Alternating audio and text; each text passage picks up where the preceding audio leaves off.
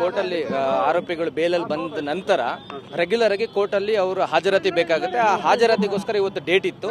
ಅದಕ್ಕೆ ಎಲ್ಲ ಆರೋಪಿಗಳು ಇವತ್ತು ಹಾಜರಿದ್ರು. ಒಂದು ಇಬ್ಬರು ಆರೋಪಿಗಳನ್ನ ಹೊರತುಪಡಿಸಿ ಎಲ್ಲ ಆರೋಪಿಗಳು ಇವತ್ತು ಹಾಜರಿದ್ರು ಸರ್ ಕೋರ್ಟಲ್ಲಿ. ಕೋರ್ಟ್ ಅವ್ರನ್ನ ವಿಚಾರಣೆ ನಡೆಸಿ ಮತ್ತೆ ಅವ್ರದ್ದು ಮತ್ತೆ ಮುಂದಿನ ವಿಚಾರಣೆಗೆ ದಿನಾಂಕ ಕೊಟ್ಟಿದೆ, ನಿಗದಿಪಡಿಸಿದೆ ಸರ್. ನಮಗಿರೋ ಮಾಹಿತಿ ಪ್ರಕಾರ ಅಂದ್ರೆ ನಮ್ಗೆ ಆರೋಪಿಗಳೇ ಕೊಟ್ಟಿರೋ ಮಾಹಿತಿ ಪ್ರಕಾರ ಒಂದಷ್ಟು ಜನ ಅಂದ್ರೆ ಪೊಲೀಸರು ಅಂತ ಹೇಳ್ಕೊಂಡು, ಆಮೇಲೆ ಒಂದಷ್ಟು ಜನ ವಕೀಲರು ಅಂತ ಹೇಳ್ಕೊಂಡು ಅವ್ರಿಗೆ ನೀವು ಈ ಪ್ರಕರಣದಲ್ಲಿ ಮಾಫಿ ಸಾಕ್ಷಿ ಆಗಬೇಕಾಗುತ್ತೆ, ಈ ಪ್ರಕರಣದಲ್ಲಿ ಮಾಫಿ ಸಾಕ್ಷಿ ಆಗಬೇಕಾಗುತ್ತೆ ಅಂತ ಹೇಳಿ ಅವ್ರಿಗೆಲ್ಲ ಬೇರೆ ಉಳಿದಂತ ಒಂದಷ್ಟು ಜನ ಆರೋಪಿಗಳಿಗೆ ಹೆದರಿಸ್ತಾ ಇದ್ದಾರೆ. ಅದನ್ನು ನಾನು ಇವತ್ತು ಕೋರ್ಟಲ್ಲಿ ಮೊನ್ನೆ ನ್ಯಾಯಾಲಯದ ಗಮನಕ್ಕೆ ತಂದಿದ್ದೀನಿ.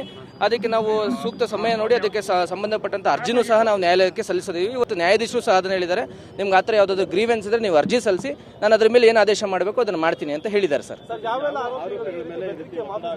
ಇಲ್ಲ, ನಾನು ಅದನ್ನ ನನ್ನ ಅರ್ಜಿನಲ್ಲಿ ನಾನು ಹೇಳ್ತೀನಿ ಸರ್, ಯಾವ್ಯಾವ ಆರೋಪಿಗಳಿಗೆ ಆ ಥರ ಮಾಫಿ ಸಾಕ್ಷಿ ಆಗಬೇಕು ಅಂತ ಅವ್ರಿಗೆ ಬೆದರಿಕೆ ಬರ್ತಾ ಇದೆ, ಆಮೇಲೆ ಆಮಿಷಗಳು ಓಡ್ತಾ ಇದ್ದಾರೆ, ಅದನ್ನ ನನ್ನ ಅರ್ಜಿನಲ್ಲಿ ತಿಳಿಸ್ತೀನಿ ಸರ್. ಅಲ್ಲ, ನಮ್ಮ ಮಾಹಿತಿ ಪ್ರಕಾರ 3 ರಿಂದ 4 ಜನ ಆರೋಪಿಗಳಿಗೆ ಈ ಥರ ನೀವು ಮಾಫಿ ಸಾಕ್ಷಿ ಆಗಬೇಕು ಅಂತ ಹೇಳಿ ಅವ್ರ ಮೇಲೆ ಒತ್ತಡ ತರ್ತಾ ಇದ್ದಾರೆ. ಈ ಪ್ರಕರಣದಲ್ಲಿ ದರ್ಶನ್ ಅವ್ರ ವಿರುದ್ಧ ಮಾಫಿ ಸಾಕ್ಷಿ ಆಗಬೇಕು ಅಂತ ಹೇಳಿ ಅವ್ರ ಮೇಲೆ ಒತ್ತಡ ತರ್ತಾ ಇದ್ದಾರೆ. ಅದನ್ನ ನ್ಯಾಯಾಲಯದ ಗಮನಕ್ಕೆ ಇವತ್ತು ತಂದಿದ್ದೀನಿ. ಅದನ್ನು ನಾನು ಮುಂದಿನ ದಿನದಲ್ಲಿ ನಾವು ನ್ಯಾಯಾಲಯಕ್ಕೆ ಅರ್ಜಿ ಸಲ್ಲಿಸೋರು ಇದ್ದೀವಿ ಸರ್. ಆರೋಪಿಗಳು ನಾನು ಅರ್ಜಿನಲ್ಲಿ ತಿಳಿಸ್ತೀನಿ ಸರ್, ಆರೋಪಿಗಳು ಯಾರ್ಯಾರು ಅಂತ ಹೇಳಕ್ಕಾಗಲ್ಲ ಇಲ್ಲಿ. ಹೌದು, ದರ್ಶನ್ ವಿರುದ್ಧ ನೀವು ಮಾಫಿ ಸಾಕ್ಷಿ ಆಗಬೇಕು ಅಂತ ಒತ್ತಡ ಹೇರ್ತಾ ಇದ್ದಾರೆ ಸರ್. ಅದು ನನಗೆ ಗೊತ್ತಿಲ್ಲ ಸರ್, ಪವಿತ್ರ ಗೌಡರ ಮಾಹಿತಿ ಇಲ್ಲ.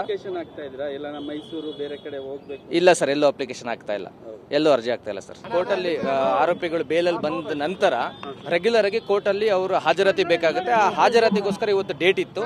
ಅದಕ್ಕೆ ಎಲ್ಲ ಆರೋಪಿಗಳು ಇವತ್ತು ಹಾಜರಿದ್ರು. ಒಂದು ಇಬ್ಬರು ಆರೋಪಿಗಳನ್ನ ಹೊರತುಪಡಿಸಿ ಎಲ್ಲ ಆರೋಪಿಗಳು ಇವತ್ತು ಹಾಜರಿದ್ರು ಸರ್ ಕೋರ್ಟಲ್ಲಿ. ಕೋರ್ಟ್ ಅವ್ರನ್ನ ವಿಚಾರಣೆ ನಡೆಸಿ ಮತ್ತೆ ಅವ್ರದ್ದು ಮತ್ತೆ ಮುಂದಿನ ವಿಚಾರಣೆಗೆ ದಿನಾಂಕ ಕೊಟ್ಟಿದೆ, ನಿಗದಿಪಡಿಸಿದೆ ಸರ್. ನಮಗಿರೋ ಮಾಹಿತಿ ಪ್ರಕಾರ ಅಂದ್ರೆ ನಮ್ಗೆ ಆರೋಪಿಗಳೇ ಕೊಟ್ಟಿರೋ ಮಾಹಿತಿ ಪ್ರಕಾರ ಒಂದಷ್ಟು ಜನ ಅಂದ್ರೆ ಪೊಲೀಸರು ಅಂತ ಹೇಳ್ಕೊಂಡು, ಆಮೇಲೆ ಒಂದಷ್ಟು ಜನ ವಕೀಲರು ಅಂತ ಹೇಳ್ಕೊಂಡು ಅವ್ರಿಗೆ ಈ ಪ್ರಕರಣದಲ್ಲಿ ಮಾಫಿ ಸಾಕ್ಷಿ ಆಗಬೇಕಾಗುತ್ತೆ, ಈ ಪ್ರಕರಣದಲ್ಲಿ ಮಾಫಿ ಸಾಕ್ಷಿ ಆಗಬೇಕಾಗುತ್ತೆ ಅಂತ ಹೇಳಿ ಅವ್ರಿಗೆಲ್ಲ ಬೇರೆ ಉಳಿದಂತ ಒಂದಷ್ಟು ಜನ ಆರೋಪಿಗಳಿಗೆ ಹೆದರಿಸ್ತಾ ಇದ್ದಾರೆ. ಅದನ್ನು ನಾನು ಇವತ್ತು ಕೋರ್ಟಲ್ಲಿ ಮೊನ್ನೆ ನ್ಯಾಯಾಲಯದ ಗಮನಕ್ಕೆ ತಂದಿದ್ದೀನಿ.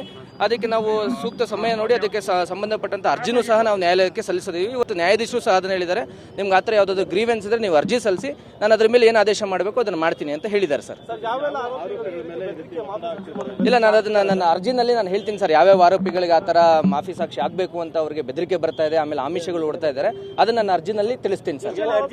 ಅಲ್ಲ, ನಮ್ಮ ಮಾಹಿತಿ ಪ್ರಕಾರ 3 ರಿಂದ 4 ಜನ ಆರೋಪಿಗಳಿಗೆ ಈ ಥರ ನೀವು ಮಾಫಿ ಸಾಕ್ಷಿ ಆಗಬೇಕು ಅಂತ ಹೇಳಿ ಅವ್ರ ಮೇಲೆ ಒತ್ತಡ ತರ್ತಾ ಇದ್ದಾರೆ. ಈ ಪ್ರಕರಣದಲ್ಲಿ ದರ್ಶನ್ ಅವ್ರ ವಿರುದ್ಧ ಮಾಫಿ ಸಾಕ್ಷಿ ಆಗಬೇಕು ಅಂತ ಹೇಳಿ ಅವ್ರ ಮೇಲೆ ಒತ್ತಡ ತರ್ತಾ ಇದ್ದಾರೆ. ಅದನ್ನ ನ್ಯಾಯಾಲಯದ ಗಮನಕ್ಕೆ ಇವತ್ತು ತಂದಿದ್ದೀನಿ.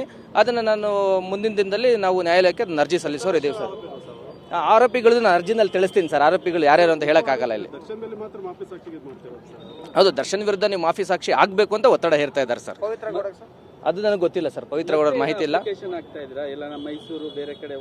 ಇಲ್ಲ ಸರ್, ಎಲ್ಲೂ ಅಪ್ಲಿಕೇಶನ್ ಆಗ್ತಾ ಇಲ್ಲ, ಎಲ್ಲೂ ಅರ್ಜಿ ಆಗ್ತಾ ಇಲ್ಲ ಸರ್. SSTV ಸಿನಿಮಾ ಜಗತ್ತಿನ ಕ್ಷಣ ಕ್ಷಣದ ಸುದ್ದಿಯೊಂದಿಗೆ.